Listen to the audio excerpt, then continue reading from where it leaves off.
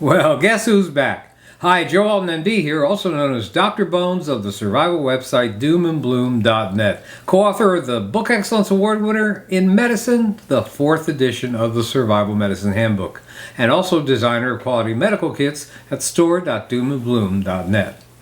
The groundhog says we've got a few more weeks of winter, so today I want to talk about what you should know about falls through the ice. In the winter, northern regions with lots of water features become vast fields of ice. Since the shortest distance between 2 points is a straight line, you may be tempted to cross that frozen lake rather than go around it. That's fine if the ice is thick, but there's always a risk of falling through the ice. If so, you're going to be in extremely cold water and extremely big trouble. Now, how thick must the ice be to sustain the average person's weight? At least 4 inches for any reasonable activity like walking or cross-country skiing.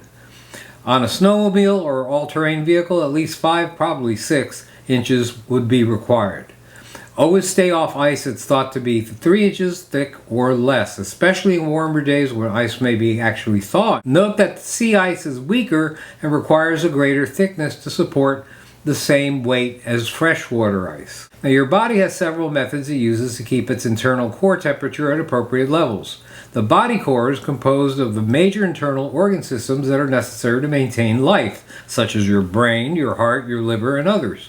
A drop in the core temperature of just 4 degrees below normal may cause ill effects due to the cold, a condition known as hypothermia. In cold weather, your blood vessels constrict involuntarily to conserve heat. Muscles shiver as a method of heat production. As well, you can voluntarily increase heat with exertion. That's why it's recommended to keep moving in cold environments. When the body is exposed to severe cold, as in the case of a fall through the ice, it's difficult to maintain that normal core temperature.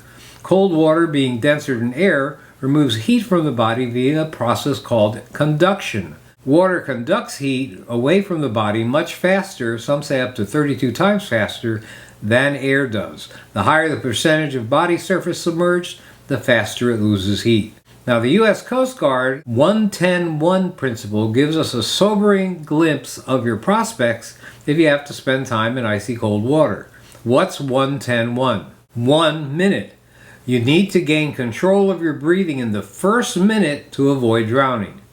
10 minutes. You have 10 minutes to realistically help in your own rescue. Cold temperatures will cause loss of sensation and motor control of muscles, leading to what is known as swim failure. After 10 minutes, victims in cold water without a life jacket will drown. 1 hour. You have 1 hour, maybe more, maybe less, before hypothermia renders you unconscious. One major factor is, of course, the water temperature. Another variable is the amount of body fat the victim has. Body fat helps conserve heat and may increase the time interval before the patient becomes hypothermic. Now, take the example of passengers on the Titanic.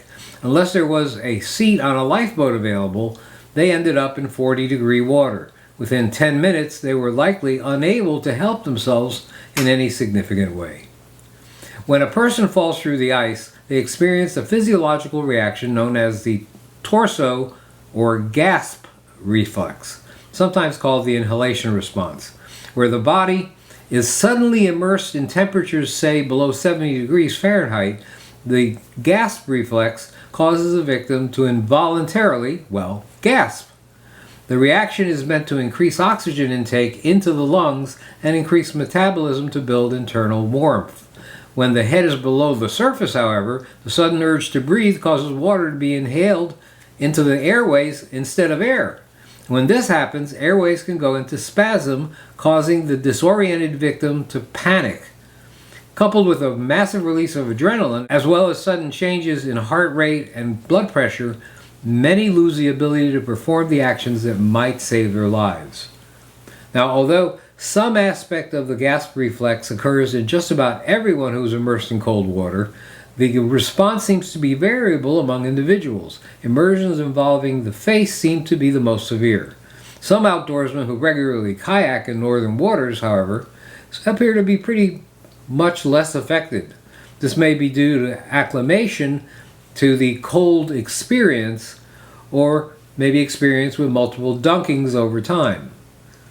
In part 2 of Falling Through the Ice, we're going to talk about what you can do to get out of icy water and save your own life. Check out this channel for more videos on cold-related issues like frostbite and hypothermia. This is Joe Alton, MD, that old Dr. Bones, wishing you the best of health in good times or bad.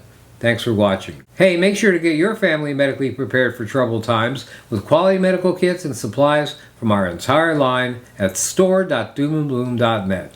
You'll be glad you did.